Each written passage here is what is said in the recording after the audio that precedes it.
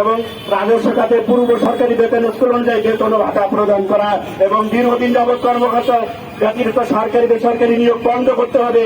আজ আমাদের কলেজে একটা সিস্টেম দেখা যাচ্ছে যে আমরা 30 বছর 40 বছর ধরে চাকরি করতেছি, এখানে নতুন নিয়োগের মাধ্যমে আমাদেরকে চাকরিচ্যুত করে তাদেরকে সেই পদে দেওয়া হচ্ছে, যেটা আমাদের জন্য একটা লজ্জাজনক এবং একটা পরিবারের জন্য অভিশাপ হিসেবে কাজ করে।